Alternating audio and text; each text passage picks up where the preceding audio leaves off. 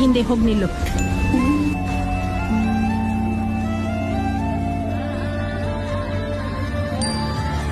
ನನ್ ಮಗನಾಗಿ ನೀನ್ ತಟ್ಟೆ ಹಿಡ್ಕೊಂಡು ಮುಂದೆ ನಿಲ್ಬಾರ್ದು. ನಾನ್ ನಿನ್ ಮೊದ್ಲು ಊಟ ಹಾಕಿದ್ರೆ ಇಲ್ಲಿ ಮಲಗಿದಾರಲ್ಲ ಈ ಮಕ್ಳೆಲ್ಲ ನಮಗೂ ತಾಯಿದ್ದಿದ್ರೆ ಅವ್ರು ನನಗ್ ಮೊದ್ಲು ಊಟ ಹಾಕ್ತಿದ್ರು ಅಂತ ಒಂದಿನೂ ಅನ್ಕೋಬಾರ್ದಪ್ಪ. ನನ್ ಕಡೆಯಲ್ಲಿ ನಿಂತ್ರೆ ಸ್ವಲ್ಪನೇ ಅಮ್ಮ ತಿನ್ನೋಕ್ ಸಿಗೋದು. ಎಲ್ರಿಗೂ ಹೊಟ್ಟೆ ತುಂಬಾ ಊಟ ಹಾಕಿ ಇನ್ನೊಬ್ರಿಗೋಸ್ಕರ ನೀನ್ ಬಾಳ್ದೆ ಅಂದ್ರೆ ದೇವರು ಖಂಡಿತ ನಿನ್ ಊಟ ಕೊಡ್ತಾರಪ್ಪ. ಇದೇ ಸತ್ಯ ಮಗು. ಹೌದಾ ಅಮ್ಮ? ನಂಗೆ ತುಂಬಾ ಹಸುವಾಗ್ತಿದೆ. ಇಲ್ಲಿ ಎಷ್ಟೊಂದ್ ದೇವ್ರಿವೆ. ಯಾವ್ದಾದ್ರು ಒಂದ್ ದೇವ್ರಿಗೆ ಊಟ ಹಾಕೋ ಕೇಳಮ್ಮ. ದೇವ್ರು ನಮಸ್ಕಾರ ಅಮ್ಮ. ನನ್ನ ತಮ್ಮನ ಮದುವೆ ಮಳೆ ಬಂದಿದ್ರಿಂದ ಜನಗಳು ಬರ್ಲಿಲ್ಲ. ತುಂಬಾ ಊಟ ಮಿಕ್ಬಿಟ್ಟಿದೆ, ಮಕ್ಕಳು ಕೊಡೋಣ ಅಂತ.